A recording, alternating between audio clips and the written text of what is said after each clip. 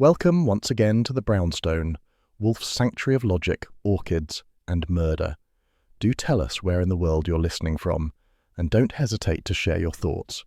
If you enjoy these cases, consider liking and subscribing. Now then, shall we begin? Nero Wolfe and the murder at the Corinthian club. The first thing you notice when a man dies in a marble hall is the echo. Not of his last words, that's only in the melodramas, but the way voices ricochet off stone walls when everyone's trying not to sound rattled.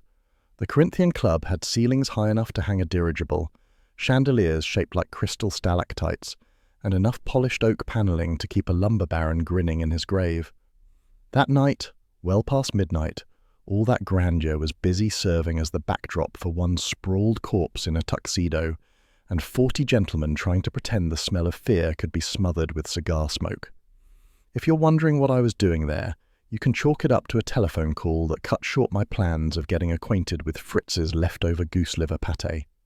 At 10 minutes to midnight, the Brownstone's phone jangled, and Wolfe, already in his upstairs quarters, sent down word through the elevator shaft, like the Oracle of Delphi and slippers. "Archie, attend. A situation at the Corinthian club. Go. Report." So I went. The Corinthian was one of those clubs you couldn't join unless your grandfather had already carved his initials into the mahogany. It was the kind of place where men toasted judges, aldermen, and their own reflection with the same champagne. That made it fertile ground for two things: expensive upholstery and scandal. The scandal lay on the parquet floor near the main banquet table. Victor Hathaway, banker, philanthropist, and, according to the society page, wearer of the city's broadest Homburgs, was as dead as last week's stock tips. His dinner jacket gaped open, a silver fork lay a yard from his hand, and a cigarette smouldered in a crystal ashtray beside him, abandoned mid-drag. I stepped closer, because when Wolfe sends you out, you look. Hathaway's right hand was clenched, not in drama but in rigour. Between his fingers was a scrap of thick paper, the kind you don't find at stationery shops that sell greeting cards. Embossed at the top was the Corinthian's crest, 2 crossed laurel branches and a Latin motto most members probably couldn't translate. Written in a hurried scrawl were 2 words: Corinthian Oath. The ink line bled and stopped as though Hathaway's pen had surrendered with him. There was the faintest pinkish smear along the tail of the word. Makeup, I thought, not wine. That was my first clue, and I filed it straight in my head, not in my pocket. Wolfe's orders are ironclad on that point, and Kramer has enough reasons to chew me out without evident snatching on the list. The rest of the room was a study in divided loyalties. Half the members huddled by the bar, pouring brandy down their necks like courage came in fifths. The other half paced in clusters, whispering about stocks and scandals in voices meant to carry only to their neighbour, but bouncing off marble into every ear. The maitre d', a tall fellow with a spine like a steel rod, was wringing his hands near the doors, torn between summoning the police and protecting the club's dignity. "Mr. Goodwin?" The voice was reedy, urgent. A man with a waistcoat too tight for his paunch sidled up. "This is a terrible accident. Heart, no doubt. We should let Dr. Merriweather, he's one of ours, sign the certificate. Quietly. Discretion is paramount." I looked at him. "Sure. And maybe we'll call it indigestion while we're at it. Except accidents don't generally write notes on club stationery." His face flushed like he'd swallowed a hot coal. He muttered something about outsiders and drifted back into the herd.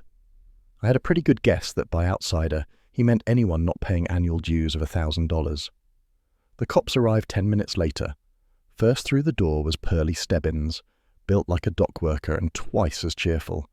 He stomped across the parquet, took one look at Hathaway and growled, "Figures. These stuffed shirts never die where it's convenient." Behind him came Inspector Kramer, cigar already clenched and lit, defying the club's no-smoking rule by sheer force of temperament. He gave me the once-over and scowled. "Goodwin, of course. If there's a stiff among the swells, you're never far behind." "Strictly professional courtesy," I told him. "Wolfe likes his bedtime stories vivid." Kramer grunted. He bent over Hathaway, squinting at the clenched hand. "What's that paper?" I leaned in but didn't touch. "Club stationery. 2 words. Corinthian Oath, whatever that is." Pearlie scratched his chin. "Sounds like a fancy drinking pledge." "Or something worse," Kramer snapped. He straightened, puffing smoke like a tugboat. "Nobody leaves this hall. We'll question every man, Jack." That went over about as well as a banjo at the Philharmonic. Half a dozen voices rose in protest, words like outrage, privacy, and scandal colliding in the air. One of the older members, face red as his carnation, barked, "The Corinthian handles its own affairs. We won't have our name dragged through gutters." "Tell it to the DA," Kramer shot back. I was already scribbling in my notebook, giving Wolfe the layout in words, the chandelier light catching the silverware, the smear of ink on Hathaway's fingers, the banker's club ring still on his pinky. Wolfe likes his stage dressed before he enters, even if his entrance is only through my mouth the next morning. While Kramer set Stebbins to corralling witnesses, I worked the room with my best imitation of a man doing nothing in particular. A pair of younger members were whispering near the fireplace. "Should have kept it in the vault," one hissed.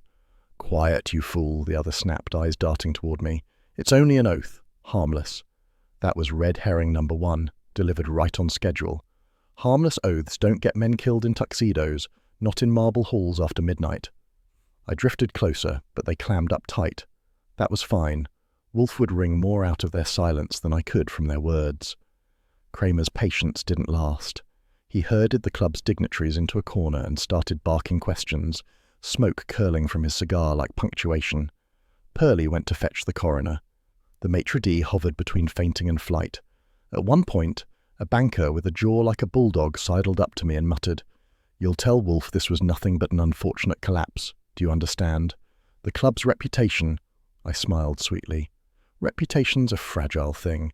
Breaks easier than glass. I'll pass it along." Which I would, though Wolfe would file it under the category labelled fouille. By 2 a.m., the hall had settled into grim routine. Policemen taking statements, club members sulking, Hathaway cooling on the parquet. I had enough in my notebook to keep Wolfe awake past his bedtime, which is no small feat. Kramer finally cornered me by the bar. "You and Wolfe better not be running interference here. If you're covering for these swells, I'll have your hide." "Inspector," I said, "if Wolfe ever covered for anybody, it'd be Fritz when he burns a soufflé. But since that hasn't happened in 20 years, your hide's safe." He jabbed his cigar in my direction. "Get your report to Wolfe, but tell him, if he sticks his nose in this, I'll cut it off." I tipped my hat. "I'll tell him. He enjoys threats with his breakfast." By 2:30, I'd seen enough. Hathaway was dead, the Corinthian club was sweating secrets, and Wolfe would want every detail before his morning orchids. I tucked my notebook into my inside pocket, gave the marble hall one last look, the corpse, the ashtray, the echo, and turned for the door. The pompous banker who'd cornered me earlier hissed as I passed, "The club will handle this internally. Outsiders need not interfere." I gave him my brightest grin. "If you think Wolfe is an outsider, mister, you've never been on the wrong end of his vocabulary." And with that, I left the Corinthians' marble hall to its smoke, its echoes, and its secrets, already knowing that by the time Wolfe was done, those secrets wouldn't be worth the stationery they were scribbled on. When you walk into the brownstone at 3 a.m, you know 2 things. First, Fritz has long since retreated to his quarters, so don't expect anything warmer than a glass of milk. Second, Nero Wolfe is not going to greet you with open arms, unless you count the arms of the chair in which he intends to remain planted. The man treats his bedtime the way bankers treat vault doors, unbreachable except by force majeure. Apparently, the sudden demise of a Corinthian club banker counted as force majeure. The office was dim when I let myself in, the single desk lamp I'd left burning throwing a yellow circle across Wolfe's blotter. I hung up my hat, shrugged off my overcoat, and wondered if bed was in my immediate future. It wasn't. The faint groan of the elevator cables answered that. A moment later, the brass gate rattled open and out came Wolfe, swaddled in a mustard-yellow robe that made him look like an emperor caught halfway between the Senate and the bathtub. "Archie," his voice was gravel over velvet, "you are late." Not by choice. Kramer had the whole Corinthian locked up tighter than a bank vault. If I'd tried leaving before 2, I'd still be stuck between a banker with indigestion theories and a maitre d' trying to faint discreetly. Wolfe waddled to his chair, lowered himself with the grace of a sinking ship, and reached automatically for the bell cord. "Fritz." It was 3:07 by the clock on the mantel, but Fritz appeared as if he'd been waiting on the landing in full uniform. He brought in a tray with a balloon snifter of brandy for Wolfe and a highball glass of ginger ale for me. No goose liver pâté, but I took what I could get. Wolfe lifted the snifter under his nose, closed his eyes, and inhaled like a man breathing incense at a holy altar. Only then did he open his eyes and fix them on me. Report. I gave it to him straight because with Wolfe trimming the edges just makes him testy. Victor Hathaway, banker, sprawled in evening dress under the chandeliers, cigarette still burning in a crystal ashtray, clutching club stationery with the words Corinthian Oath scrawled across it. The ink trails off like he didn't have the stamina to finish. Kramer arrived with Stebbins, turned the place into a police picnic, and half the members nearly fainted at the thought of their club's name in the papers. Wolfe sipped brandy, closed his eyes again, and let out a sigh that belonged in an opera house. Phooey, the man's death is of little significance. A banker, more or less, dust to dust. What matters is the institution. The Corinthian Club is secrecy incarnate. For such a fortress to summon you, at midnight no less, is a confession. They are afraid. I tilted back my ginger ale. They didn't summon me. One member did, voice quivering like a debutante at her first cotillion. The rest would have preferred to prop Hathaway in the cloakroom until morning. Wolfe grunted, which tells us they fear exposure more than crime. He leaned forward, just enough to rest the brandy snifter on his knee, a concession that his brain was shifting gears. You will not indulge them, Archie. You will not repeat their gossip to me as if it bore weight. Whispered innuendo is the refuge of mediocrities. You will observe, record, and deliver facts. If there is rot beneath the Corinthians' marble, it will surface without your embellishment. Rot, sure, I said. But Kramer seems convinced the rot already bubbled up. He jabbed his cigar in my face and promised to cut off your nose if you meddled. That's practically a valentine. Wolfe's lips tightened. Kramer is a worthy adversary in his sphere, but his irritation is irrelevant. The essential matter is the oath. I pulled my notebook from my coat pocket, flipped it open, and slid it across the desk. Wolfe glanced at my shorthand, grimaced, and shoved it back. You will type it in the morning. Spare me your cryptography. He took another sip of brandy, closed his eyes, and murmured, Corinthian oath, a vow of exclusivity, of silence, some arrangement beyond the comprehension of the police. You make it sound like the Knights of the Round Table. Hardly, Wolfe said, his eyes opening. The knights at least aspired to nobility. These men aspire only to protect their coffers and their reputations. Phooey. The disdain in that syllable could have curdled Fritz's cream. Wolfe despised elite rituals almost as much as he despised leaving his chair. Private clubs offended him twice over. First, for existing without culinary merit. Second, for confusing exclusion with worth. I leaned back, watching him roll the snifter between his palms. So, where do we start? Assuming you want to start, which you may not, considering the hour and the lack of a retainer. Wolfe's brows pinched together. The widow will appear. She always does. And when she does, she will provide funds sufficient to ease my distaste. Until then, we wait. You will rest. At 10:30, you will have the typewriter ready. We will compose a memorandum suitable for presentation to Mrs. Hathaway when she arrives. I drained the last of my ginger ale. That's a pretty confident assumption. Not assumption, certainty. He set down the snifter, eyes lidded. A widow, particularly of social station, will not permit whispers to curdle her invitations. She will require exoneration, whether of her husband or of herself. It is inevitable. Suppose she doesn't. Then you may amuse yourself by attending Kramer's interrogations. Wolfe yawned, a subterranean rumble that shook his shoulders. Archie, do not imagine I will tolerate weeks of Corinthian gossip buzzing in my ears. This matter must resolve swiftly. If they attempt to deceive me— his eyes snapped open, suddenly sharp. If any client attempts deception, I withdraw. That was standard Wolfe, and he meant it. He had no patience for half-truths from paying customers. It was one of the few areas where his bark and his bite matched perfectly. At 3:30, Fritz appeared again in the doorway, hands folded, voice quiet. Gentlemen, it is late.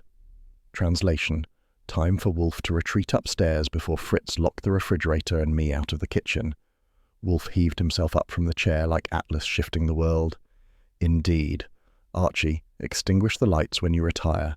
And for heaven's sake, do not attempt to interpret club rituals for me. I will not have you clouding fact with speculation. Sure, I said. Heaven forbid I call a spade a spade. I'll settle for calling it a Corinthian. His only response was a glare before he vanished into the elevator, the brass gate clanging shut behind him. The rumble of the cables carried him upstairs, where he would collapse into bed with the brandy fumes still curling in his nose. I stood alone in the office, notebook in my hand, the words Corinthian oath still scrawled in my memory like graffiti on marble. The club wanted secrecy. Wolfe wanted truth. Kramer wanted my scalp. And me? I wanted 6 hours of sleep before the widow showed up with a purse fat enough to keep us all in beer and orchids. So I did as ordered. I killed the lamp, climbed the stairs, and left the brownstone to its silence. Tomorrow would bring orchids, typewriter keys, and, if Wolfe's certainty was on target, a widow with a retainer. And that, as always, was where the real work began. If you want to know how the city looks when it thinks it owns you, go stand in an office 20 stories above Fifth Avenue, where the carpets are thick enough to smother a scream and the glass desk gleams like a frozen lake. That was where I found myself at 10:52 the next morning, ushered in by a secretary who looked at me the way a customs officer looks at contraband. Across that desk sat Mr. Alistair Kent, director of the Corinthian Club, banker, and general ornament to society pages. He was smooth all over, smooth hair, smooth hands, smooth voice. Even his tie was slick enough to qualify as an oil spill. Behind him, the Manhattan skyline stretched out like a stock chart, all vertical ambition and no shame. "Mr. Goodwin," he said, with a smile designed to suggest warmth and deliver frost. "I understand you represent Mr. Wolfe." "Represent might be too fancy. I run errands, take dictation, and occasionally dodge Inspector Kramer's cigars. But yes, Wolfe sent me." He gestured to a chair opposite the desk. It was leather, deep, and probably cost more than my monthly salary, but it had all the comfort of an interrogation booth. I sat anyway. Kent folded his hands. A sad business, this. Poor Victor. He was, how shall I put it, a valued colleague. The club is in mourning. "Sure," I said, "so deep in mourning that half of you tried to keep the police out while the body was still warm." The smile twitched but didn't crack. "You must understand, Mr. Goodwin, the Corinthian Club prizes its privacy. We cannot allow scandal to sully our halls. The newspapers are vultures." "Vultures only circle when there's carrion," I told him. "What I need is clarity, starting with the words Corinthian oath. Care to explain why your late colleague scribbled them with his dying pen?" His eyes flickered, just a blink too quick, but I caught it. Then the smile broadened. "Ah, that. Nothing sinister, I assure you. A pledge, no more than a fraternity ritual. You know how such clubs enjoy their harmless pageantry." "Harmless," I repeated, "like playing tiddlywinks with dynamite." He chuckled, rich and practiced. "Exaggeration, Mr. Goodwin. It is a gentleman's agreement, a vow to uphold the Corinthian spirit, discretion, loyalty, financial integrity." That last one sounds suspiciously like an oxymoron. The chuckle froze. "I beg your pardon?" "Financial integrity in a club full of men who treat the stock market like a roulette wheel. Forgive me if I'm not buying tickets for that show." His jaw tightened. He leaned forward, palms flat on the desk. "Mr. Goodwin, you tread dangerously close to insult." "Only close?" I leaned back, crossing my legs. "Guess I'll have to try harder." We stared at each other across the gleaming glass, Manhattan sunlight bouncing off it hard enough to blind. I kept my expression lazy, but inside I was cataloguing. He'd slipped when I first mentioned the oath. Too fast, too knowing. The rehearsed explanation came later. Wolfe would want that noted. Kent finally exhaled, sat back and steepled his fingers. "You and Mr. Wolfe must understand. The club is an institution. Men of consequence conduct their affairs within its walls. We cannot permit its reputation to be tarnished by wild speculation." "Funny," I said. "That's almost word for word what another member hissed at me last night while Hathaway's body was still cooling. You fellows run on scripts, or is it just coincidence?" He ignored the barb. "Victor's death was tragic, but heart failure is hardly a crime." "Heart failure doesn't generally involve unfinished notes about oaths." He smiled thinly. "Stress. He must have been drafting a letter, perhaps intending to resign a committee. His health was delicate." That was the red herring, tossed like a bone to a dog. I didn't bite, but I noted the flavour. At that moment the office door opened. The secretary entered, set a folder on Kent's desk, and vanished like smoke. He flipped it open with deliberate nonchalance, then closed it again, just enough to show me that the folder existed and that it contained something important I wasn't supposed to see. "Mr. Goodwin," he said, "the club appreciates Mr. Wolfe's curiosity, but rest assured we will handle this matter internally. There is no need for your employer to trouble himself further." I grinned. "You've obviously never met Wolfe. Telling him not to trouble himself is like telling a cat not to lick cream. And since you've been so obliging, I'll save him the trip, metaphorically, since he doesn't travel. I'll report back and he'll decide if you're bluffing." The mask slipped for half a second. His lips thinned, his eyes hardened, and the smooth banker facade cracked just enough to let me see the steel beneath. Then the smile returned, polished back into place.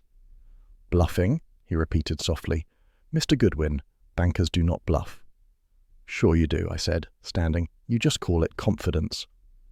I left him sitting there behind the frozen lake of a desk, skyline glittering at his back, smile nailed on like a mask at a masquerade. Outside, the secretary watched me go with the same look she'd given me on arrival. Contraband she couldn't quite seize. The elevator ride down was slow enough for me to replay the exchange in my head. He'd known too much about the oath, too quickly. He'd called it harmless, which in banker speak usually means lethal with compound interest. And he'd dangled that red herring about heart failure like he expected me to swallow it whole. Wolfe would feast on that contradiction. At exactly 11:42, I stepped out onto Fifth Avenue, sunlight glaring off shop windows, taxis honking like brass instruments in a discordant orchestra. Money ran through this part of town like blood through veins, and Alistair Kent was one of the men keeping the heart beating. But somewhere in that sleek office, the pulse had skipped. I'd seen it. Back at the brownstone, Wolfe would be finishing orchids by 11 and aiming at lunch at 1.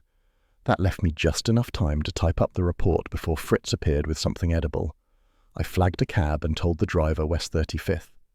As we rattled through traffic, I pulled out my notebook and scribbled fast. Slip on the oath, red herring about fraternity pledge, folder on desk, insistence on privacy. When Wolfe read it, he'd grunt, close his eyes and murmur "phooey." Then he'd demand beer, and then he'd tell me to dig deeper, because bankers never play tiddlywinks when real money is on the table. The cab braked hard near Herald Square, tossing me forward. I tucked the notebook away and sat back, grinning. The banker's bluff all right. Only problem was, I wasn't sure yet whether Kent was bluffing, doubling down, or holding all the aces. By the time I climbed the brownstone steps at noon sharp, I decided it didn't matter.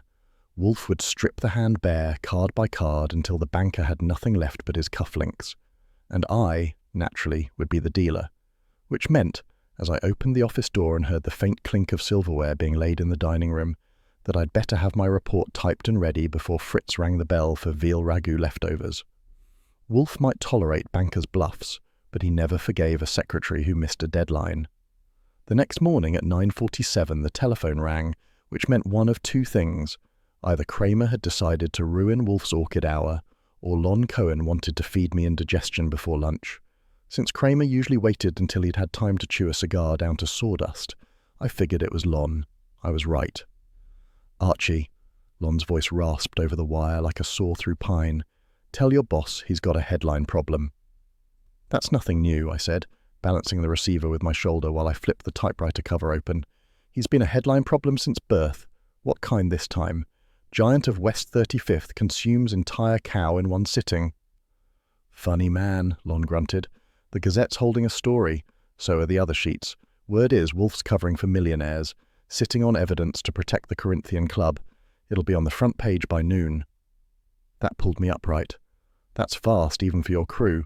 Hathaway only dropped dead less than 12 hours ago." "Dead bankers make good ink. Dead bankers in marble halls make great ink. And Nero Wolfe sniffing around the scene? That's gold. People love to think fat geniuses are in bed with the rich." I winced at the phrasing. Try not to conjure that image before breakfast. Where's it coming from? "Somebody at the club leaked it, or maybe a cop with loose lips. Doesn't matter. It's in motion. The DA's office is sniffing too. Your boy Kramer's going to get pressure from the commissioner." I let that sink in while my typewriter keys glinted back at me. Wolfe was upstairs with his orchids until 11, Out of reach unless I wanted to risk my life and Fritz's good opinion. Neither was worth it. "Lon," I said, "you know damn well Wolfe doesn't cover for anybody but Fritz when the souffle collapses. You going to print this tripe?" He sighed.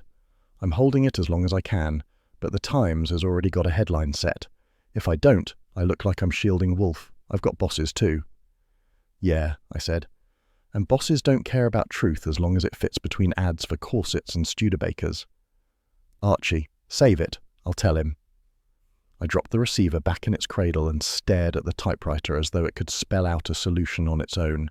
It didn't. That same morning at 11:01 sharp, the elevator gate clanged and Wolfe came down, fragrant with orchids, face serene as though nothing outside chlorophyll mattered. He saw my expression and sighed even before he reached the chair. "What misfortune, Archie?" I handed him the phone memo I'd typed.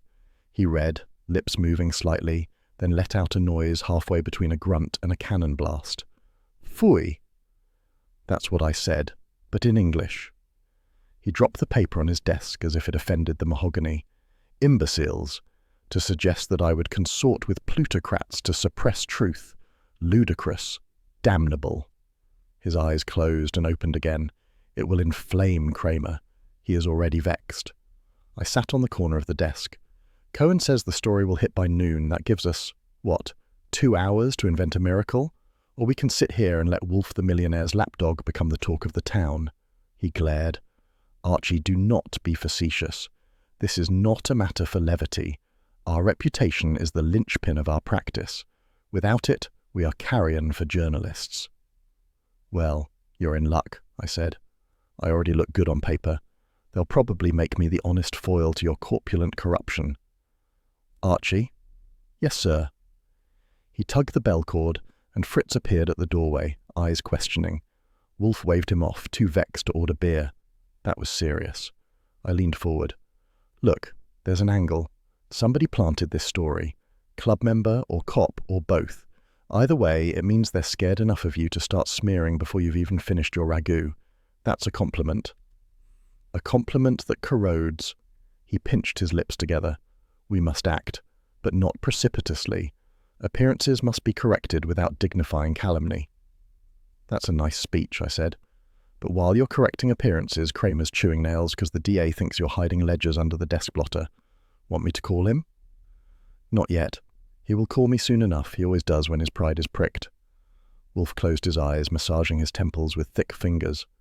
"Archie, the Corinthian club is employing the press as a weapon.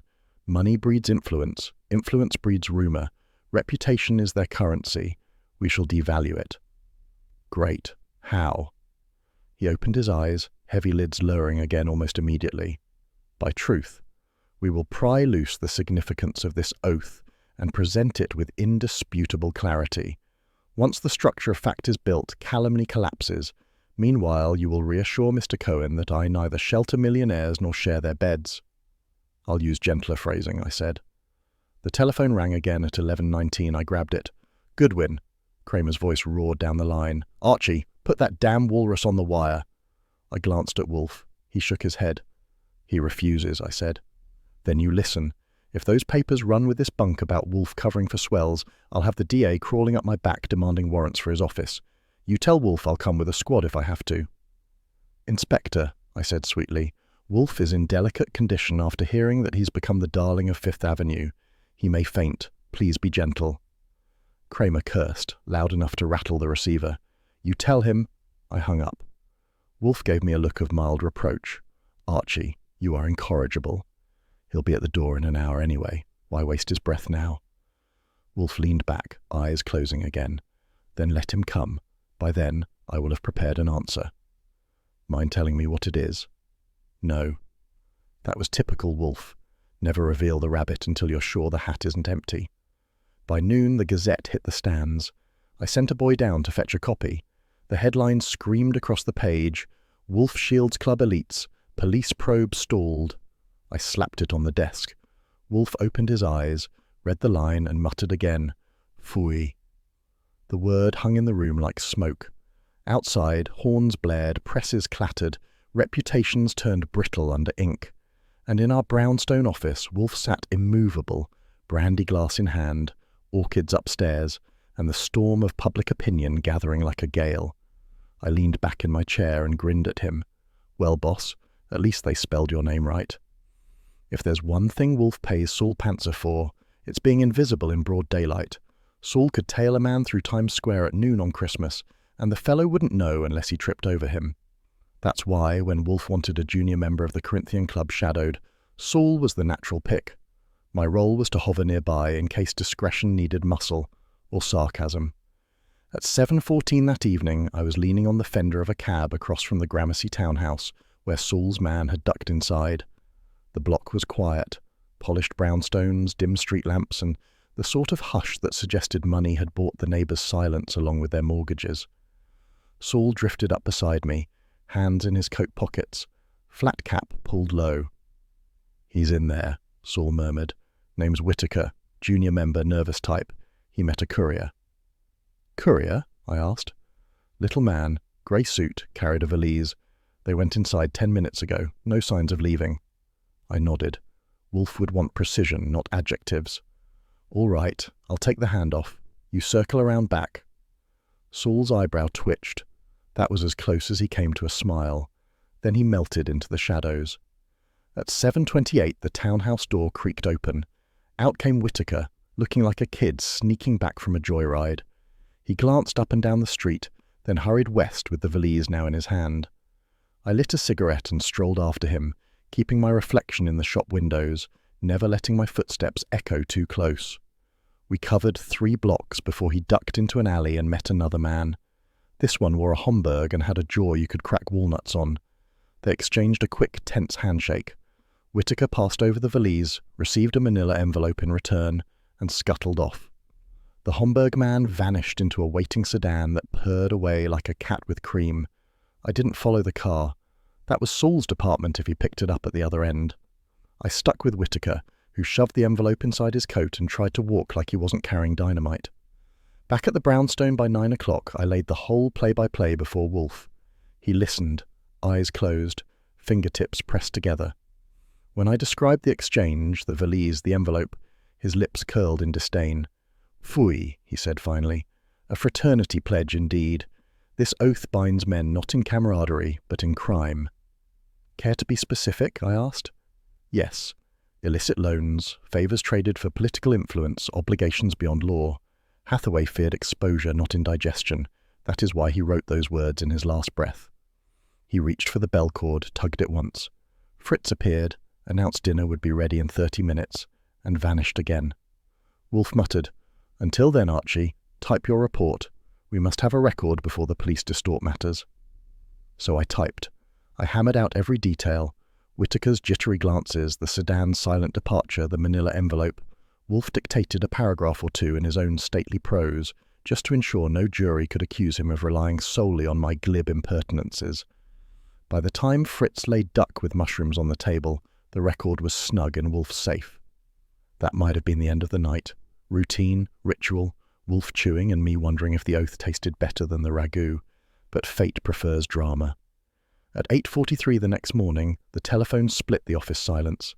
I had been finishing a fresh cup of coffee. Wolfe was upstairs with his orchids. I answered, notebook in hand. "Goodwin?" The voice was Saul's, tight and low. "Present and accounted for. What's the crisis?" "Whittaker's dead. They pulled him out of the East River at dawn. Bullet in the chest.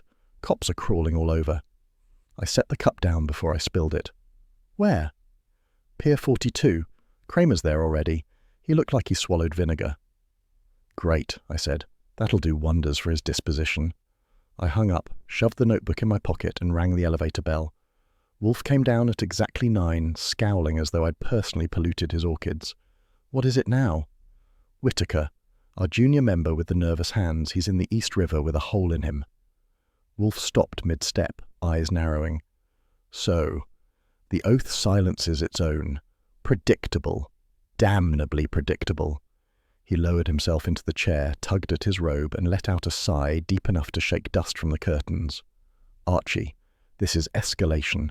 Murder begets murder. Soon the club will drown in its own filth." "Kramer's already on the scene," I said. "Want me to pay a visit?" "Yes. You will go. You will not obstruct. You will observe. And for heaven's sake, Archie, keep your tongue from baiting Kramer beyond endurance. We may require him yet. That last was wishful thinking. Kramer's tolerance for Wolfe hovered somewhere between 0 and homicide. By 10:12 I was standing at the pier. Fog drifted in lazy curls, the river slapped against pilings, and flashbulbs popped as newspapermen jostled for a shot of Whittaker's body being hoisted up. His coat flapped open, manila envelope nowhere in sight. Kramer spotted me and stormed over, cigar clenched like a bayonet. "Goodwin! Of course you're here. Tell me, did Wolfe order this one too, or is he just covering the trail for his millionaire pals?" "Inspector," I said sweetly, "if Wolfe had ordered it, the body would have been delivered to our office gift-wrapped with a card. You know he never leaves home." Kramer growled, smoke puffing like a locomotive. "Don't get cute. Your friend Panzer was seen near here last night." "Working," I said. "Same as you. Only he doesn't chew cigars in the suspects' faces." Pearly Stebbins lumbered up, fists jammed in his pockets. "We found tracks near the pier. Size 11s. Whittaker was dumped fast. Execution style." "Which means," I said, "the oath isn't just bad Latin. It's blood." Kramer glared. "I don't care about oaths. I care about bodies piling up while Wolfe sits pretty. Tell him this. If I catch him withholding one scrap of evidence, I'll drag him down here myself." I tipped my hat. "I'll pass along your warm regards." Back at the brownstone at noon, Wolfe was already in the dining room. Fritz had veal cutlets waiting, steam rising from silver dishes. Wolfe waved me to sit, but his eyes were dark. "Well?" he demanded. I gave him the rundown. Fog, pier, Kramer's threats, Stebbins' tracks, no envelope. Wolfe chewed in silence, then dabbed his lips with a napkin. "Archie, this oath has teeth. It devours its own signatories to preserve itself. Whittaker was eliminated because he mishandled the transfer. That envelope contained proof. Loans, names, perhaps favours traded. It is gone now." "And you think the Corinthian boys still expect us to believe it's a harmless pledge?" His eyes glittered. "They may claim so, but facts shriek otherwise. We shall expose them, and we shall do it before they strike again." That was Wolfe, precise, cold, and immovable, even with corpses washing up like driftwood. The bell rang at 12:47. Fritz went to answer. A messenger boy delivered an envelope addressed to Wolfe. Inside was a single sheet of Corinthian stationery, blank except for 3 words scrawled in black ink. "Oath holds firm." I whistled low. "Friendly reminder?" Wolfe's lips pressed tight. "A warning. They know we pry. Very well. Let them know we do not cower." He drained the last of his beer, set the glass down with a decisive clink, and glared at the blank page as though he could burn it with his eyes. And that was how the day ended. A junior member dead in the river, the oath proven lethal, and a fresh gauntlet thrown at Wolfe's desk. I didn't know yet which Corinthian hand had scrawled the threat, but I knew Wolfe. Once you challenged him in his own house, you'd better start preparing your epitaph. When a widow shows up at the brownstone less than 24 hours after her husband's clubmate has been dredged out of the East River, you can safely assume she isn't there to borrow sugar. At precisely 3:16 that afternoon, the bell rang. I opened the door to find Mrs. Victor Hathaway, this time in a darker veil, clutching her handbag like it contained either salvation or dynamite. "Mr. Wolfe will see you," I said, though I was already bracing for fireworks. She swept past me with the same brittle elegance as before, but there was a crack in the finish now, like a porcelain vase that's been glued once already. I led her into the office where Wolfe sat behind his desk, monumental as Mount Rushmore, fingertips pressed together under his chin. He had just finished orchid hours and was not in the mood for equivocation. "Madam," Wolfe said, inclining his head. "Be seated." She lowered herself, veil trembling slightly. I took my usual chair and got ready to record the eruption. Wolfe wasted no time. "You neglected to tell me that Mr. Whittaker, a fellow member of your husband's club, was engaged in clandestine exchanges of documents. You also neglected to mention that he is now dead. Murdered. Would you care to explain this reticence?" Her breath hitched. I did not know until this morning." "Pfui!" Wolfe's voice cracked like a whip. "Do not trifle with me, madam. You knew. You knew there were consequences to this oath. You knew the danger, and you chose to conceal it." She stiffened, clutching the handbag tighter. "I was afraid. If the oath is spoken of openly, the club will—" "The club," Wolfe thundered, jabbing a finger toward the ceiling as though summoning the gods to witness. "Madam, I am not counsel to the Corinthian club. I am not guardian of its rituals nor its reputation. I am retained to ascertain the truth. If you withhold it, you imperil not only my work, but yourself." I had seen Wolfe angry before, but this was volcanic. His face flushed, his massive frame quivered with the effort of staying in the chair instead of storming the parquet. He leaned forward, eyes blazing under heavy lids. "Do not mistake me, Mrs. Hathaway. If you deceive me again, if you withhold so much as a syllable, I will withdraw. Instantly. I will abandon this affair to the police, who will chew you to pieces with their subpoenas and their suspicions. You will stand alone before public opinion without my intervention. Do you understand?" She swallowed hard. Her hand trembled as it lifted the veil, revealing eyes rimmed red but sharp with desperation. "Yes," she whispered, "I understand." "Good," Wolfe said, voice dropping back into its bassoon register. "Now, tell me all." She faltered, looked at me, then back at Wolfe. "Victor told me only once that the oath was not symbolic. It was a pact. Members bound themselves to provide funds, loans, political favors, whatever was required, to sustain one another. If any member defaulted, he was punished." "Punished how?" Wolfe demanded. She shivered. He did not say, only that it was absolute. I scribbled in my notebook, though the words were practically etched in stone in my head. Wolfe leaned back, fingers steepled again. "So, blackmail under the guise of fraternity, mutual extortion, and now 2 dead men. Your husband feared exposure, wrote the words with his last strength. Whitaker bungled a transfer and was executed. This is the truth you feared to tell me." "Yes," her voice cracked. "I was terrified. If they learn I revealed this—" "Madam," Wolfe interrupted coldly, "they already know you have retained me. They will assume you have revealed all, whether you do or not.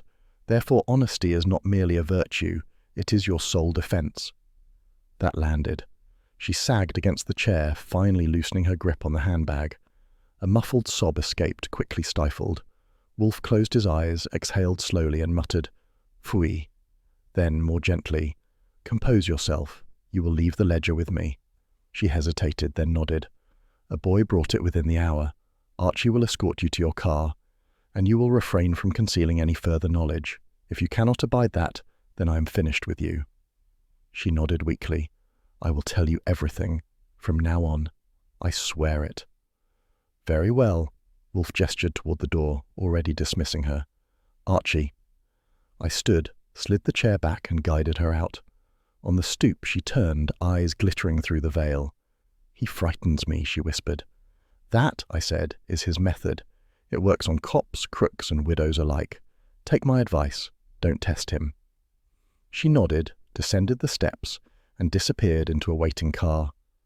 Back inside, Wolfe sat motionless, eyes closed as if he'd just spent the morning hauling coal. The silence stretched until I finally broke it. "You know," I said, "if you keep threatening to withdraw every time a client lies, we're going to starve. People lie. It's what keeps the world spinning." His eyes opened, sharp as razors. "Archie, lies are tolerable in the mouths of suspects, not in clients. A man may deceive me. He will not pay me to be deceived. That I will not abide." "Sure," I said, "but don't expect the widow to grasp that on the first try. She's used to people bending rules for her benefit." "Then she will learn," Wolfe said curtly. He reached for the bell cord, tugged once. Fritz appeared, eyes flicking from Wolfe's flushed face to mine. "Dinner at 8, Wolfe said, his voice heavy now, drained of fury. "Until then, bring me beer." Fritz disappeared, and within minutes he returned with a ritual glass, frost on its sides. Wolfe lifted it, inhaled, and drank deeply. The storm had passed, but the air still hummed with the aftershock. I leaned back, grinned, and said, "Well, if nothing else, you've proven again that honesty is the best policy, especially when it comes with veal cutlets and beer." Wolfe shot me a glare, but he didn't bother to reply. He just drank again, eyes closing, while I sat with my notebook and wondered how many more Corinthian gentlemen would end up in the river before Wolfe's wrath burned them clean. The first rule of a cabaret is simple. Don't trust anything you see under red silk lighting. The smoke hides more than the spotlight shows, and the songs sound truer the less you believe them. That's why, at 11:06 that night, I was standing backstage at the Gilded Swan Cabaret, waiting for a soprano who made grown bankers forget their balance sheets. Her name was Claudia Veresi. The Corinthian boys called her the Swan when they weren't calling her Collect. Rumour had her tied to Victor Hathaway, though no one could say if she preferred his wallet, his company, or his enemies. She came off stage in a swirl of sequins, her voice still echoing from the last high note, and spotted me leaning against the dressing-room door like I owned stock in the joint. "Mr. Goodwin," she said, with a smile that probably cost half her admirers their paychecks. "I was told you might appear." "Then you were told by someone who knows his way around a rumour," I answered. "Can I come in, or do I wait out here while you deglitter?" She waved me in, collapsed onto a velvet chair and lit a cigarette with fingers that didn't tremble. The room smelled of perfume, smoke, and ambition. A row of light bulbs rimmed the mirror, casting her reflection in triplicate. "So," she said, exhaling, "what can I do for Nero Wolfe's legman?" "Legman's one way to put it. Errand boy's another. Depends on who's talking. I'm here because your name keeps showing up where it shouldn't, like tied to Hathaway, and to whispers about the Corinthian oath." She tilted her head, smoke curling around her smile. "The oath? That silly pledge? You think Victor died for that?" "That's what I'm asking you." She leaned forward, voice dropping. "Victor had debts, Mr. Goodwin. Not political, not criminal, gambling. He played cards like a man allergic to folding. That's what killed him, not some oath." It was smooth, maybe too smooth. A neat red herring wrapped in sequins. Wolfe had warned me. Suspects love to dress lies in silk and perfume. "Funny," I said, "because men don't usually scribble Corinthian oath when they're trying to remind themselves to pay their bookie." Her eyes flickered. Just a beat, but enough. Then she laughed, throaty and practiced. Perhaps he was being dramatic. Bankers love their rituals. It makes them feel powerful. "Or powerless," I said, depending on who's holding the marker. She rose, crossed the room in 3 liquid steps, and plucked something from her vanity. "Here, a souvenir." She tossed it to me. I caught it. A matchbook, crimson, with the Corinthian club crest in gold. Lipstick smeared one corner. "That," she said, "is from Victor. He left it here one night. Proof enough of his vices?" "Proof of something," I said, slipping it into my pocket. "Wolfe would want it catalogued." She perched on the arm of the chair, crossing legs that had made columnists run out of adjectives. "You know, Mr. Goodwin, you're wasting your time chasing phantoms. Victor was weak. He played too hard, drank too much, and owed money he couldn't repay. The club protects its own, but even they can't cover a man who digs his own grave." That was her story, and she was sticking to it. Trouble was, it was too neat, too rehearsed. A gambler's ruin was easy to print in papers. A pact about illicit loans and political favours.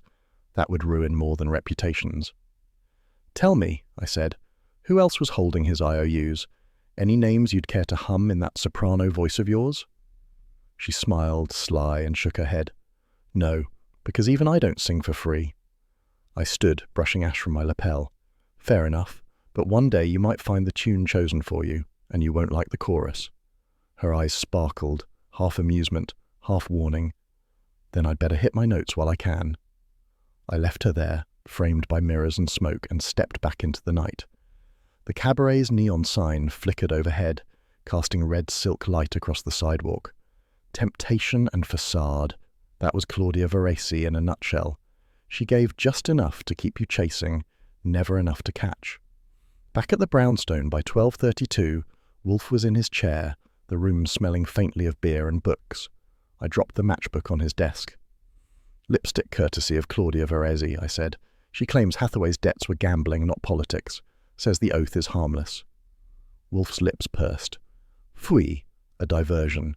A woman like that is employed not for candour, but for camouflage. You will record the conversation. Every syllable." I sat at the typewriter, fingers clattering, while Wolfe closed his eyes and inhaled through his nose like a man scenting a lie. When I finished, I slid the sheet across. He read it, grunted, and tapped the matchbook with a thick finger. "This," he said, "is useful. Trivial on its surface, but damning beneath." I snapped a photostat and bagged the matchbook. Wolfe likes his souvenirs labelled before they turn into accusations. If Victor carried such tokens, then his presence at the cabaret was no accident. He consorted outside the club, flaunting discretion. That is why he died. Or because he couldn't count cards, I said. Wolfe shot me a look. Archie, never insult your intelligence with theirs. Fritz appeared at the doorway, silent as a priest, to announce that dinner was ready. Wolfe rose heavily, smoothed his vest and headed for the dining room. I pocketed the matchbook again, gave the typewriter one last pat and followed. Another red herring on the hook, another clue on the table, and the Corinthian oath, still coiled in the shadows, waiting to strike. If you ever want to test the acoustic strength of Nero Wolfe's office walls, invite Inspector Kramer over when he's got 2 fresh corpses on his blotter and a cigar clamped sideways in his jaw. At 10:52 sharp the bell rang, and by the time I had the door open, Kramer was already bellowing like a tugboat captain. Pearlie Stebbins followed at his shoulder, his face set in bulldog granite, as though he'd been carved for the express purpose of glowering at me. "You!" Kramer barked, waving his cigar under my nose. "Where's Wolfe? Hiding behind his orchids while decent men get dumped in rivers." "Inspector," I said sweetly, "if you'd like to criticize the horticultural habits of my employer, I can set you up with Theodore Horstman. Meanwhile, Wolfe is in the office as immovable as ever." Kramer stomped in, leaving a trail of cigar smoke behind him like a forest fire. Pearlie lumbered after, muttering something about damn detectives thinking they own the place. Wolfe was seated, massive and serene, fingertips pressed together, as though awaiting a Roman delegation instead of New York's finest. He inclined his head an inch. "Inspector, Sergeant, you honor me with your tempest." "Don't get fancy with me, Wolfe." Kramer planted himself in front of the desk, jabbing the cigar like a dagger. "Hathaway dead, Whitaker shot and dumped in the East River, and you're sitting here with your belly full of duck a la Fritz pretending you don't know a damn thing. I want answers." Wolfe's lids lowered, his mouth compressing into disdain. "Phooey, I am not your subordinate, Inspector. You may bluster until your lungs collapse. It does not compel enlightenment." I slid into my chair, notebook ready, enjoying the show. Pearlie shifted his weight like a boxer waiting for the bell. Kramer growled, "I can get a warrant. Don't think I won't. DA's leaning hard, press screaming that you're shielding millionaires. You keep stonewalling. I'll have men tearing this place apart." Wolfe lifted a finger, calm as a pope. "You will not. Even if a judge indulged your fantasy, you would find nothing but orchids and well-cooked dinners. My business is truth, Inspector. It advances by intellect, not rummaging." Kramer's face went crimson. He turned on me. "And you, Goodwin, don't think your wisecracks fool me. You've been trailing my witnesses, sniffing around cabarets, sticking your nose where I should be. You hand over everything you've got, now." I grinned. "If I had anything to hand over, you'd be the first to get a photostat. Wolfe doesn't allow me to keep souvenirs." Pearlie spat into his palm and growled, "We could drag him in. Let him wisecrack down at Center Street." "Sergeant," Wolfe's voice cut the room in half, "if you attempt to arrest Mr. Goodwin without cause, I will file writs so numerous your descendants will still be answering them. Sit down." Pearlie blinked but stayed standing. Kramer yanked the cigar from his teeth, stabbed the air with it. "Damn you, Wolfe! You sit here while men die. What are you hiding?" "Nothing," Wolfe said flatly. "Unlike you, I value accuracy. You have evidence, bankers, documents, debts. Yet you come here baying at me like Cerberus." Kramer puffed smoke. "Then give me the ledger." Wolfe's brow twitched. "Which ledger?" "Don't play coy, the Corinthian ledger. We know the widow brought it here. You think my men can't trace a messenger boy?" That was news to me, though Wolfe's stone face didn't flicker.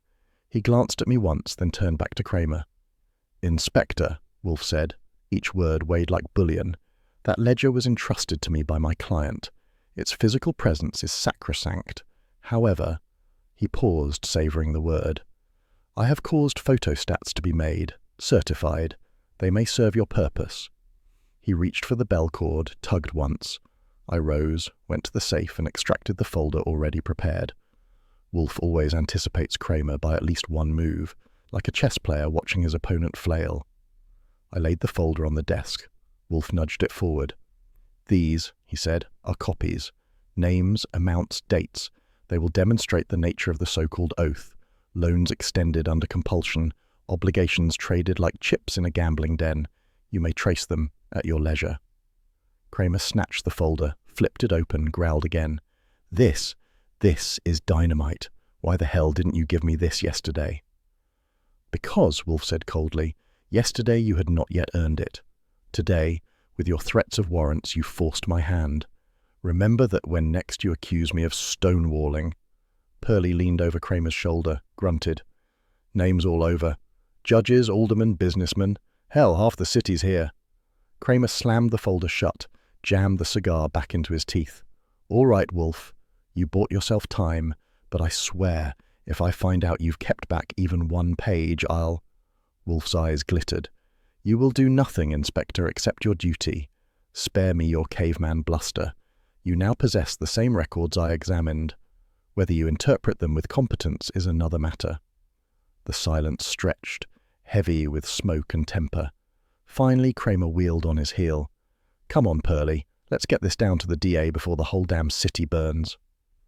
Pearlie followed, muttering, One day we'll nail that fat man to the wall. When the door slammed, Wolfe exhaled slowly, closed his eyes and leaned back. Archie, beer. I obliged, pulling a frosted glass from the tray Fritz had silently deposited earlier. Wolfe lifted it, drank deep and set it down with a sigh. You know, I said, that was almost friendly compared to the last time. Only one threat of a warrant and no chairs thrown. Wolfe's lips twitched. Kramer is a man of passion, but passion untempered by reason is merely noise. True, I said, but noise makes headlines. By tomorrow, Cohen will have this ledger splashed across the Gazette, and our reputation will be either roasted or toasted. Care to place a bet?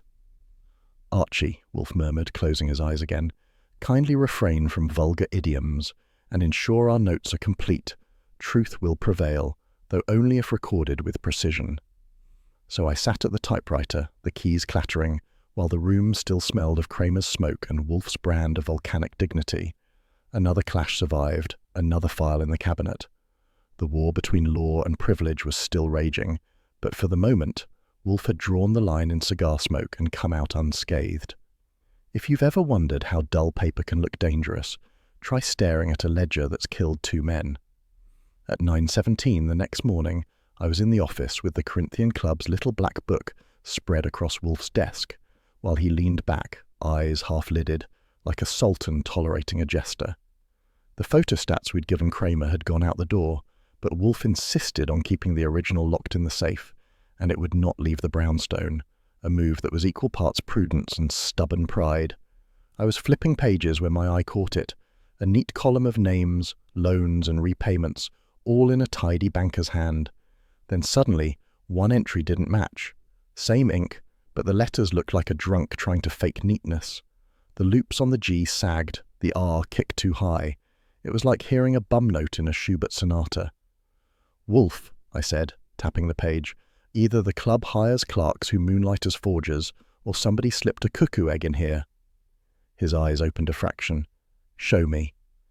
I slid the book across. He studied it, lips pursing. Then he grunted, leaned forward, and drew the ledger close with 2 fingers as if afraid it might soil his sleeves. Yes, deliberate. The entry for Alderman Kessler, $10,000, was interpolated. See the disparity in pressure? The strokes lack the confidence of a habitual hand. This is forgery. I sat back, grinning. Which means somebody wanted Kessler on the hook without him ever having borrowed a dime. Precisely, Wolfe said. He shut his eyes again, dictating as if the words etched themselves in marble. Archie, record this. Examination reveals insertion on folio 23, entry concerning Alderman Jacob Kessler, amount 10,000. Characteristics: hesitancy in downstrokes, exaggerated loop in terminal G, irregular slant. Conclude deliberate forgery intended to implicate.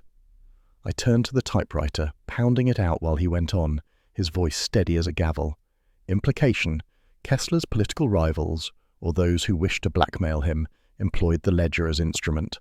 Hypothesis: Hathaway's death resulted from his refusal to continue falsification. The room was quiet except for the hammer of the keys and Wolfe's basso dictation. By the time I finished, my fingers tingled. I signed the page, dated it, and slid it into the growing file. "Neat trick," I said. "A forged page in a secret ledger, tucked where only a select few would ever see it. That's a paper trail with a body count." Wolfe grunted, then tugged the bell cord. Fritz appeared, immaculate as always. "Coffee," Wolfe said. Fritz nodded, retreated, and returned with the tray. Wolfe poured into the heavy porcelain cup, inhaled and sipped. His eyes half closed again, but I knew the engine was grinding beneath the surface. "Archie," he said, setting the cup down, "the forgery is the fulcrum. With it, we may pry open the oath entire. Without it, we are chasing shadows."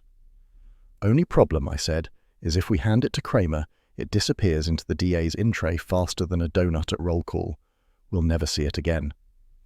"Therefore," Wolfe replied, "we retain possession. Photostats suffice for police. The original remains inviolate here. No evidence shall leave this office while I breathe." That was Wolfe, immovable object with a girth to match. I flipped the ledger closed and locked it back in the safe, spinning the dial. "So, do we tell the widow her husband died because somebody was faking Kessler's debts, or do we let her think it was gambling and gossip?" Wolfe's mouth curled. "We tell her nothing yet. She is already brittle with fear. Knowledge would shatter her." At 11:02 the telephone rang. I picked it up. A nasal voice identified itself as Alderman Jacob Kessler. "Mr. Goodwin," he said, "I understand Nero Wolfe has in his possession documents concerning me. I will expect them delivered, intact, by this afternoon. Failure will be unfortunate." "Funny," I said, "because when we checked the ledger, we noticed your entry had the charm of a fake moustache. Care to explain who decided you owed 10 grand? There was a pause, then a hiss. "You meddle in affairs you don't understand. Deliver the book." The line went dead. I turned. Wolfe's eyes had opened again, sharp as chisels. "So, the bird sings before we play the tune. Kessler knows of the forgery, which suggests complicity. He wishes its destruction." "Which means," I said, "he either planted it or fears who did." "Either," Wolfe rumbled, "is fatal." Fritz reappeared at the doorway. "Lunch is served." Wolfe rose, massive and deliberate, smoothing his vest. "Archie, secure your notes. After luncheon we shall examine the photostats against handwriting specimens. Call Saul. He will obtain them." I shut the safe, gathered the typed pages, and followed Wolfe into the dining room. Fritz had laid out lamb chops with mint, potatoes crisp to perfection, and a salad that might tempt even me to eat green. Wolfe sat, lifted his fork, and closed his eyes as though absolved. For him, meals were ritual. For me, it was another pause in a case where paper trails meant bullets and a forgery could drown men in rivers. As I cut into the lamb, I couldn't help grinning. "You know, boss, if this keeps up, we might open a side business. Nero Wolfe, forensic handwriting expert, $50 per flourish."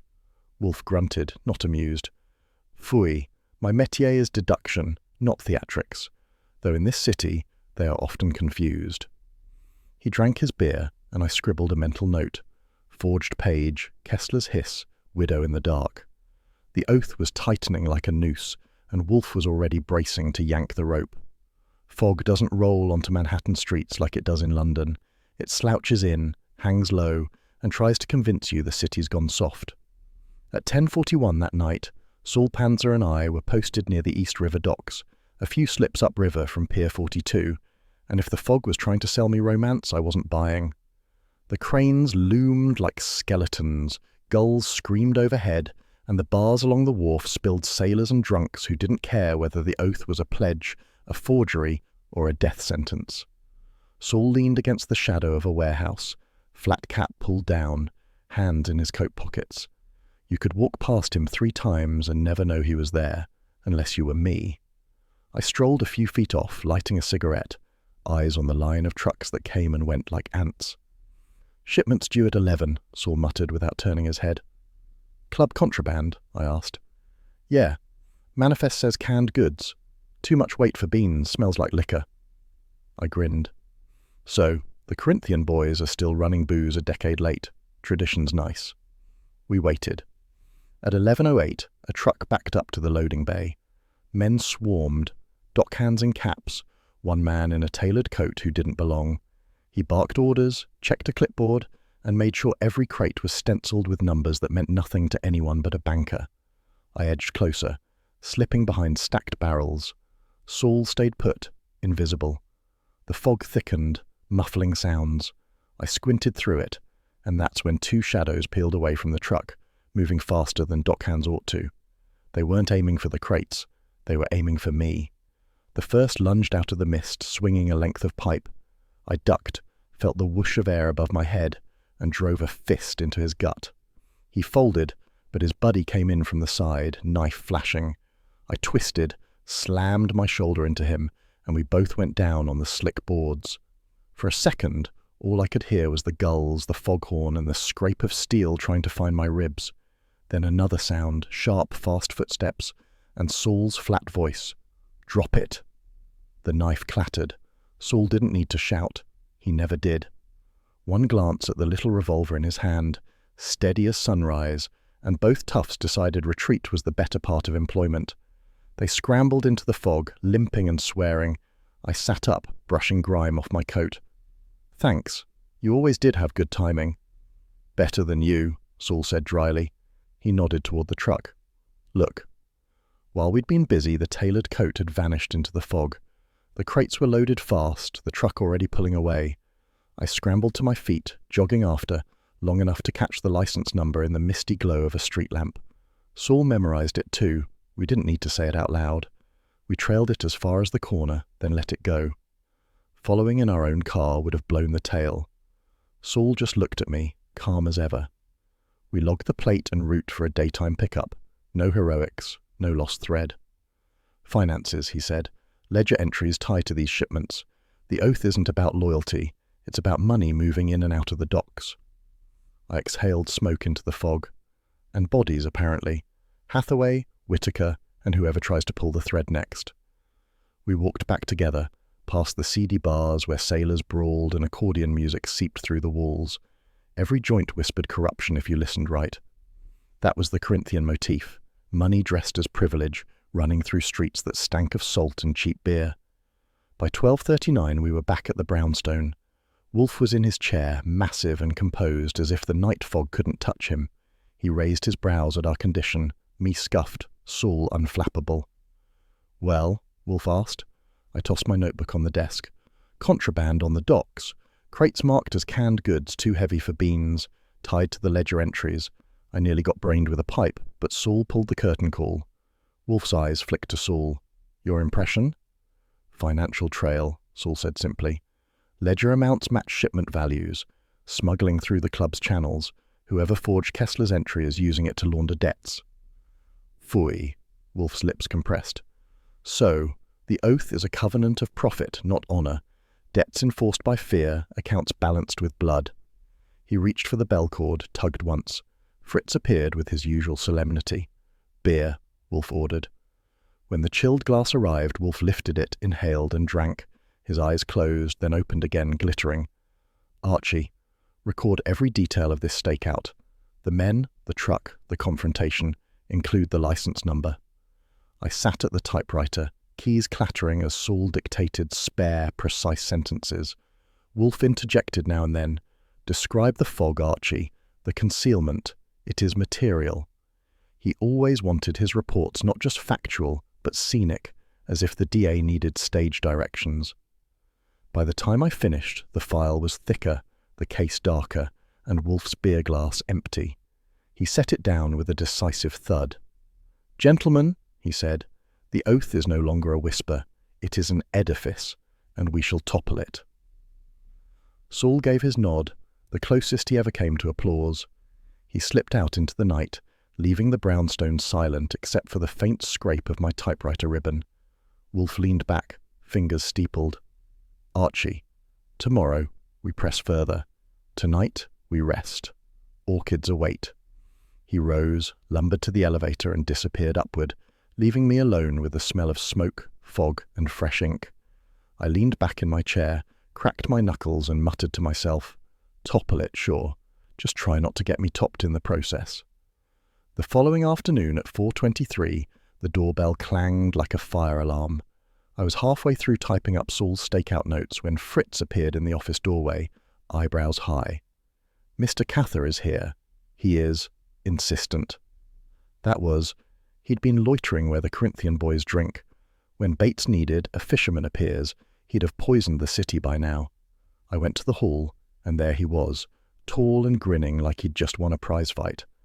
Only instead of a shiner, he had a man in tow, a wiry fellow with slick hair, darting eyes, and the nervous energy of a rat sniffing for cheese. "Archie, my boy," Ori said, clapping the man's shoulder, "brought you a gift. Straight to Wolfe, no wrapping required." I stepped aside, let them through, and led the parade into the office. Wolfe didn't even raise his eyes from the book he was holding. He only looked up when the suspect's shoes squeaked on the parquet. "Mr. Wolfe," Ori announced grandly, "allow me to present Joseph Armitage. He wishes to confess." That got Wolfe's attention.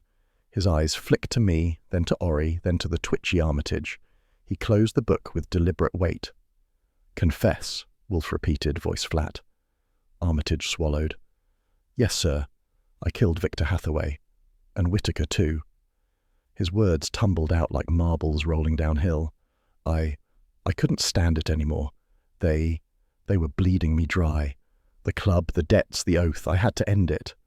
Ori beamed like a cat laying a mouse at Wolfe's feet. "See? All tied up with a bow. I spotted him skulking near Gramercy, put the squeeze on him, and out it poured. You can tell Kramer the case is closed." I glanced at Wolfe. He was motionless, but I could feel the air in the room drop 10 degrees. He finally spoke, very softly. "Phooey." Ori blinked. "What do you mean, phooey? He just confessed." Wolfe leaned forward, massive hands flat on the desk. His voice was precise, cutting. "Mr. Armitage's confession is spurious. It reeks of orchestration." Armitage flinched. No, it's true. Silence. Wolfe's voice cracked like a whip. "You are lying. Badly." The little man wilted in his chair. Ori stiffened. "Now wait just a minute. I dragged this guy here at risk to my own neck. You think I'd waste my time on a phony?"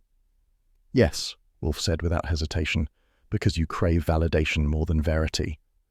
I had to bite my lip to keep from grinning. Ori's ears went scarlet. "That's unfair. He told me details only the killer would know." "Which details?" Wolfe demanded. Armitage stammered. The scrap of paper in Hathaway's hand, the oath, the river where Whittaker— "Stop." Wolfe's palm struck the air. "These details were in the morning papers, retailed for a nickel. Any half-wit could parrot them. Your sponsors have equipped you." "Sponsors?" Ori sputtered. "Yes," Wolfe said. "The Corinthian club. They require a scapegoat. A convenient rat to cast before the police, diverting attention from their ledgers and their oath. They chose this man, thrust him into your path, and relied on your eagerness to impress me." Armitage's head jerked up, panic plain.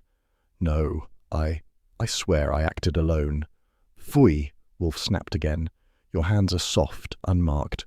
No pipe, no knife. Your eyes dart because you fear exposure, not conscience. You were promised something, money, protection, if you perform this charade. Am I correct?" Armitage's lips trembled, but he said nothing, which was answer enough. Ori sputtered. "You can't just dismiss him out of hand. A confession's a confession." "Archie," Wolfe said, ignoring Ori completely. "Note this. Joseph Armitage, coached to confess, parrots public information, fails under scrutiny. Confession false, orchestrated by Corinthian club to protect genuine culprit." I pounded it out on the typewriter, each keystroke driving the nail deeper into Ori's pride. Wolfe leaned back, closed his eyes, and spoke with deliberate slowness. "Ori, you are dismissed. Do not return until you have acquired judgment equal to your ambition. You have wasted my time." That hit Ori harder than a blackjack.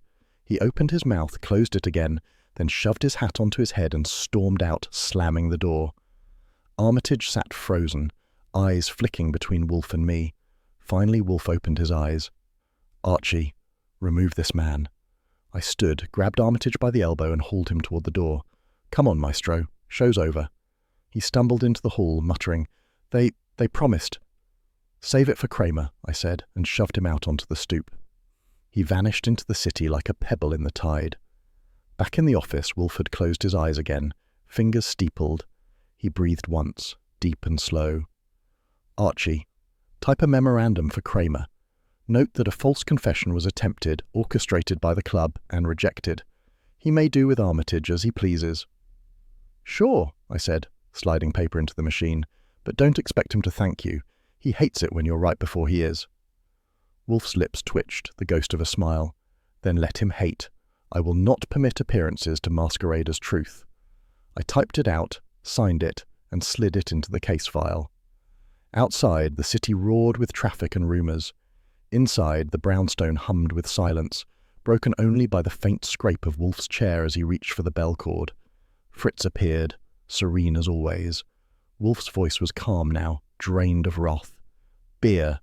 Fritz vanished and returned with the chilled glass. Wolfe lifted it, drank, and exhaled. "Archie, this case reeks of deception piled upon deception. But one truth remains. The oath is written not in ink, but in blood. We must peel away the lies until the bones are bare." I leaned back in my chair, grinned, and said, "Fine by me. Just don't expect me to clap when the bones start rattling." Wolfe ignored me, eyes closed again, beer in hand. Ritual closure restored, though the storm of false confessions still echoed in the corners of the room. At precisely 8 o'clock, the brownstone transformed into a temple, and Wolfe the high priest. That's dinner hour, fixed in stone somewhere between the 10 Commandments and the New York Traffic Code. You could have dropped a bomb on Manhattan and he'd still expect Fritz to bring the tray on time, with napkins folded the way a monarch would want them. Fritz appeared in the doorway bearing a silver platter with enough pomp to make a coronation look slapdash. The aroma hit first: veal ragout, the skin crisp to perfection, lacquered with sauce that glistened in the lamplight. He advanced, placed the tray with ceremonial care, and whisked off the cover like a magician producing rabbits. "Voila," Fritz said, and retreated with the serenity of a man whose business was both art and sacrament. Wolfe inclined his head. "Thank you, Fritz." Then, as if the duck had waited centuries for its moment, he unfolded his napkin and draped it over his bulk with grave ceremony. I took my place across from him, more interested in the way his eyes had narrowed than in the poultry. You get to know Wolfe's moods. They show not in words, but in how he lifts a fork, how long he chews before swallowing. Tonight, he was reflective, but with that taut undercurrent that meant deductions were about to sprout like weeds in spring. He carved, ate, and only when Fritz had poured the wine and departed did Wolfe set down his fork, dab his lips, and rumble. "Archie, the affair has reached its axis." I speared a slice of duck. "If that means you've solved it, good. If it means you're going to lecture while I'm trying to eat, less good." His eyes flicked open, dark and commanding. "You will listen. You will take notes after." That told me I was in for a sermon. I chewed dutifully and waited. "The Corinthian oath," Wolfe began, "is not, despite protestations, a fraternal pledge. It is a covenant of concealment.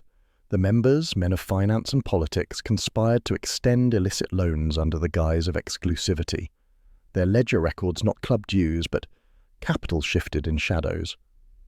Financing influence." I whistled low. That'd make the DA's teeth grind. "It should," Wolfe said, "if the DA had teeth worth the name. These men purchased favours, lenient contracts, suppressed indictments, privileged permits. The oath bound them to silence under penalty of ruination. To expose one would be to expose all." He returned to his duck, chewing slowly, eyes half closed in meditation. The ritual calm, the neat progress of fork to mouth, was like punctuation marks between sentences of deduction. I tried a different angle. "So Hathaway, our dearly departed banker, wasn't murdered because he was blackmailing. He was murdered because he was about to sing?" "Precisely." Wolfe's tone snapped like a judge's gavel. "Hathaway, pressed by debts and fear, prepared to betray the oath. He would have unveiled the ledger. That ledger, Archie, it is no mere book. It is a map of corruption, a skeleton key to the citadel of privilege." I toyed with my fork. "And Whittaker, the junior member who ended up floating, same reason." Wolfe's eyes opened fully now, the bulk of him leaning forward. Whittaker was the intermediary. He ferried the papers from Hathaway to a prospective buyer, or perhaps to the widow herself. He was the channel, and the channel was silenced before it could deliver. I nodded slowly. The duck was delicious, but the taste kept getting chased by the image of Whittaker's body drifting in the East River. So, we're not dealing with personal grudges or club gossip. We're dealing with a conspiracy that kills to protect itself. Yes, Wolfe's fork clinked softly against china. Murder not from passion, but from policy. More dangerous by far. I leaned back, watching him. The light caught the folds of his face, the weight of his body anchored in ritual calm, but his eyes burned. For Wolfe, meals were sanctuary, but tonight the sanctuary was invaded by deduction, and the duck was merely fuel. "What about the widow?" I asked. "She came in with bills, a ledger page, and a demand you clear Hathaway's name. She's not exactly grieving, she's strategizing." "Of course," Wolfe said. "She knows her husband's ruin is her own. She brought money not as retainer, but as bribe, hoping to purchase absolution. She is shrewder than she pretends." "And the soprano with the red silk?" He frowned. "Temptation. She dangles gossip, irrelevant but distracting. Gambling debts, whispered liaisons, red herrings meant to divert us from the structural truth. Fui. Men gamble, men philander. But they do not kill for baccarat losses. They kill to protect institutions of power." He lifted his glass, drained it, and set it down with finality. "Archie, we must now identify which hand struck to preserve the ledger. One man, pressed by necessity, risked everything to silence both Hathaway and Whittaker. That man remains hidden behind the oath." I gestured at the duck. "And you're calmly chewing orange-glazed poultry while a killer sharpens his knife." His brows drew together. "I will chew calmly until I have reason to rise. You will provide the reason." "Meaning?" "Meaning," Wolfe said. "You will probe further. Tonight you will see Saul, confirm which directors met Whittaker. Tomorrow at 11, when orchids are concluded, we will summon the widow again. By then I will have resolved the final permutation." He resumed eating, serenity restored. That was Wolfe for you, volcanic deductions delivered between bites of duck, as if human life and citrus sauce were equally matters of digestion. I chewed, thought, and finally said, "So what you're really telling me is this. We're not dealing with a whodunit in the parlour. We're dealing with a what did they oath in the ledger, and someone's going to keep killing until the book stays shut." His eyes flicked at me, brief approval shading the corners of his mouth. A crude summary, but tolerable. We ate in silence for a while, the ritual calm wrapping the office like a quilt. Outside, Manhattan buzzed, but inside, the duck was finished, the deductions unveiled, and the case stood sharper, tauter, closer to its bloody heart. When Fritz returned to clear the plates, Wolfe inclined his head gravely, the ritual cycle complete. I rose, stretched, and muttered, "Well, if we're on the trail of a killer hiding behind $1 million signatures, I'll be sure to shine my shoes. Wouldn't want the Corinthian club to think I lack polish." Wolfe closed his eyes, folded his napkin, and rumbled, "Archie, less levity, more vigilance." I grinned. "Sure, but a little levity makes the duck taste better." The bell cord swayed faintly as he reached for it, summoning coffee. Dinner hour was closed, but the storm outside the brownstone was just warming up. By the time the clock on Wolfe's wall chimed 8:15, the office looked less like a sanctuary of books and beer, and more like a courtroom gone slightly crooked. The big globe in the corner cast shadows across the rug. The yellow chair gleamed like a throne, and the rows of polished oak shelves might as well have been witness stands. Wolfe had arranged his pieces on the board, only this time the pieces were human, and most of them didn't like being moved. The Corinthian club had spilled its choicest members into our office like poker chips dumped on a felt table. There was Senator Clay, with his white hair combed so carefully you'd think a single strand out of place might topple democracy. Next to him perched Abernathy the banker, chin high, eyes darting like a man who knows the market is about to crash. The soprano was there too, wrapped in red silk that whispered temptation every time she shifted her legs, and the widow, Mrs. Hathaway, brittle elegance in black, holding her gloves as if they might strangle her. Kramer and Pearlie took up the rear flank, Kramer chewing a cigar that had gone cold from neglect, Pearlie glowering like a bulldog promised a bone. The air was thick enough to butter. Wolfe hadn't spoken yet. He sat heavy in the yellow chair, fingers steepled, eyelids drooping like a judge waiting for silence in the gallery. The only sound came from the radiator hissing and Senator Clay clearing his throat like he was about to filibuster. I leaned against my desk, notebook open, pen ready. Somebody had to record the fireworks. At last, Wolfe rumbled. "Gentlemen, ladies, you are here because murder has attended your affairs. Twice." His gaze swept the room. "Once at your club, once on the river. I abhor murder.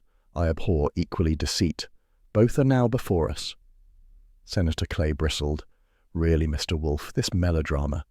"Sir," Wolfe's voice cut like a guillotine, "you will remain silent until addressed." That did it. Clay sank back, lips tight, as if he'd swallowed his campaign slogan whole. Wolfe gestured, and I knew my cue. I produced the photostat of the ledger page we'd lifted from the Corinthian files. The original never left Wolfe's safe, naturally, but not before I spent half a night coaxing the photostat rig like it was a Broadway chorus girl. I laid the sheet on Wolfe's desk, angled toward the suspects. "This," Wolfe said, "is the page entered as evidence of routine dues. But the handwriting, he lifted his eyes. A forgery, clumsy to the trained gaze, a deliberate insertion, intended to mask transactions not meant for light. Mr. Abernathy, the banker we'd already crossed, perhaps you will explain why your hand appears where your treasurer's should." Abernathy flushed crimson. That's absurd. It's merely a clerical error." "Phooey," Wolfe's palm slapped the armrest. "A man who balances millions does not misplace his script. You forged the page to conceal payments, and you hope to bury the truth under the oath." The soprano, Claudia Varesi, laughed, low and smoky. "Oh, come now, you make it sound like opera." Wolfe turned to her, eyes narrowing. "Opera has finales, madam. Murder, likewise. And you, with your lipstick matchbook, you brought us the chorus." I produced the little red matchbook, still carrying its telltale smudge. "Found backstage, tucked with the widow's ledger. Corinthian club embossed. Not exactly subtle." The soprano's smile wavered. "So, I like to drink there. So what?" "What indeed?" Wolfe murmured.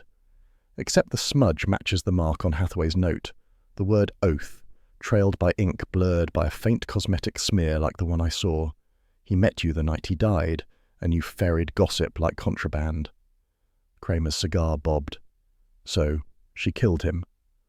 "No," Wolfe's voice swelled. "She is diversion, not dagger. The dagger belongs elsewhere." He raised a thick finger. "The truth, gentlemen and ladies, is this. The Corinthian oath bound you not in fellowship, but in conspiracy. Illicit loans, political favors, corruption veiled as exclusivity. Hathaway prepared to betray you. He would have sold the ledger, perhaps to the widow, perhaps to another. Young Whitaker carried the papers. Both are dead. The hand that struck feared exposure more than conscience." The widow straightened, her gloves twisting. "Then who? If you know, say it." The room bristled. Every eye snapped to Wolfe. He let the silence stretch until the radiator hissed again, and then he intoned. "The culprit sits among you, cloaked in privilege. He forged the page, he silenced the courier, and he struck Hathaway before confession could spill. That culprit is—" Abernathy lurched to his feet. "Enough of this charade." His voice cracked, sweat beading his temples. "You can't accuse me—" Wolfe thundered. "Sit!" The single word shook the walls. Abernathy froze, then collapsed back into his chair like a puppet with cut strings. I kept my hand close to my pocket, where my notebook wasn't the only tool I carried. Pearlie's eyes gleamed. Kramer's cigar flared. Wolfe leaned forward, voice cold. "Mr. Abernathy, you betrayed the oath twice, once by forging to conceal, once by killing to prevent exposure. You murdered Hathaway, fearing his disclosure would topple you. You murdered Whitaker, the hapless intermediary. Your guilt erupts now because truth brooks no delay." Abernathy shot up again, face purple. "Lies. You can't prove—" But Wolfe raised his hand. "Proof resides in your panic.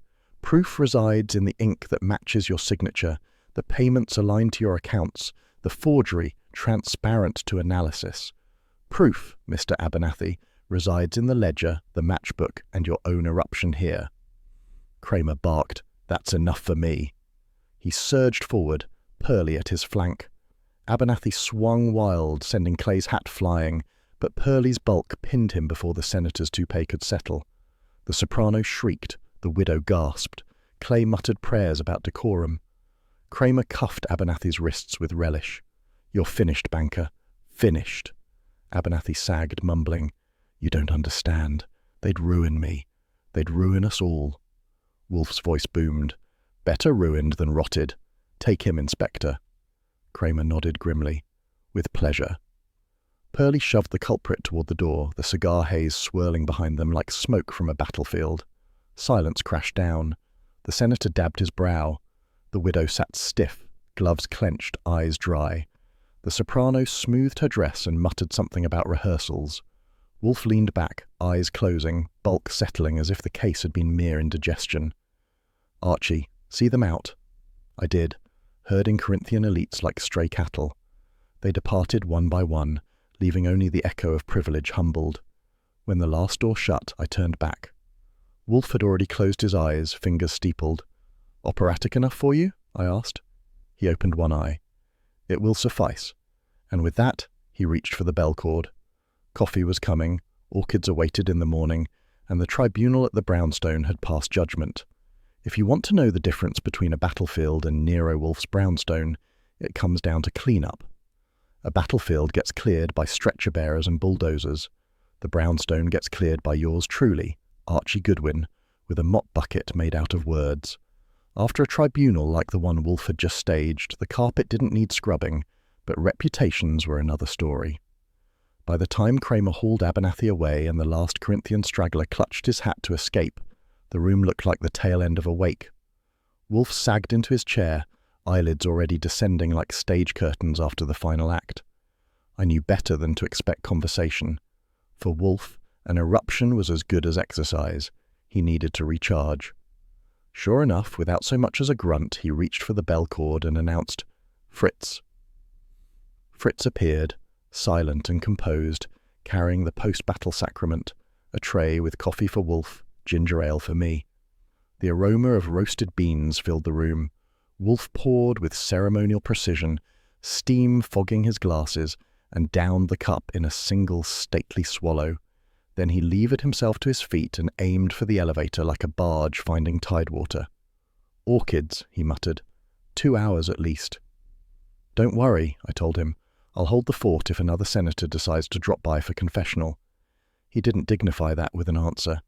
The elevator door closed, the cables hummed, and that was that, which left me in the office with the job of sweeping up reputations and typing notes.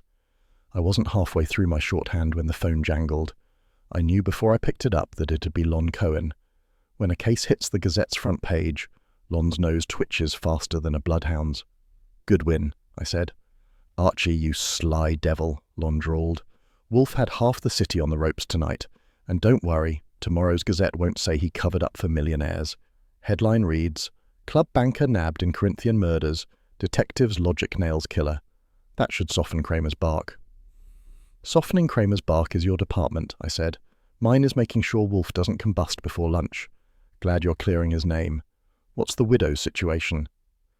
"Society pages will give her a paragraph, nothing more. She walks out scarred but not ruined." He paused. "And Archie, between us, some editors wanted to spin it the other way. But I told them Wolfe's methods don't fail. You're welcome." "Lon, you're a patriot," I told him. "Someday I'll nominate you for sainthood." I hung up, lit a cigarette, and let the smoke curl while I typed the night's notes. The keys clacked like gunfire in miniature, spelling out Wolfe's deductions, the forged ledger, the lipstick matchbook, Abernathy's panic. If the case had been a poker hand, Wolfe had forced a royal flush by sheer stubbornness. The widow Hathaway left before the orchids cooled. She swept in around 10 the next morning, veiled and brittle, to settle the retainer balance. Her voice carried the tremor of someone who'd just watched her social stock plummet. She thanked Wolfe for salvaging what scraps of dignity remained. Wolfe inclined his head, neither warm nor cold, and dismissed her with a single phrase, "Madam, honesty is currency enough." She left with her gloves clutched tight, a queen without a kingdom. Afterward, I followed Wolfe's routine like clockwork. At 11 sharp, the elevator cables sang, and he emerged from the plant rooms with that faint glow orchids always gave him. Not joy, mind you. Wolfe's emotions rarely graduated beyond annoyance, but something calmer. He settled at his desk, unfolded the Gazette Lon had promised, and read the front page in silence. At exactly 11:23, he snorted. Phooey, Cohen is florid. Better florid than calling you a stooge for bankers, I said. He flicked the paper aside. Perhaps. His gaze pinned me. Archie, I will accept no clients henceforth who conceal material facts. It corrodes the mind. You say that after every case, I reminded him, and after every case another client knocks with secrets tied in bows. Then I shall decline, he declared. Sure he would, and orchids bloom in December without a hothouse. Fritz's call for lunch arrived at 1 sharp. Cold vichyssoise, lamb with rosemary, and asparagus cut with the precision of a jeweller's setting. Wolfe ate with the serenity of a monk, silence stretching like a rope. I let him have it. For Wolfe, meals were not just food, they were absolution. After lunch, back in the office, Wolfe leaned back in the yellow chair, belly fortified, eyes heavy. Archie, type the final report. Itemize the evidence, send a certified copy to Kramer. Right away, I said. I didn't add that Kramer would probably use it to light a cigar. The rest of the day ran quiet. No phone calls, no doorbells, no senators wringing hands, just the steady hum of Manhattan beyond the window and the smell of orchids drifting down from upstairs. By evening, I had finished typing, signed my notes, and leaned back with a ginger ale. The case was over, the Corinthian club had been humbled, and Wolfe was once again vindicated by sheer girth of intellect. The city would forget by next week, but Wolfe's orchids would still bloom, and Fritz's dinners would still arrive on time. At precisely 8 o'clock, Fritz appeared in the doorway, tray in hand. Lamb with rosemary. Wolfe grunted approval, and the ritual closed the circle. I raised my glass of ginger ale. Here's to the Corinthian oath, I said, broken and buried. Wolfe shot me a glance, heavy-lidded but sharp. Archie, spare me toasts. Let orchids suffice. So I did. Because that's the truth of it. Men murder, reputations crack, newspapers scream. But orchids don't read headlines, and Wolfe always goes back to them. And me? I type the notes, make the calls, and wisecrack into the void. Somebody has to.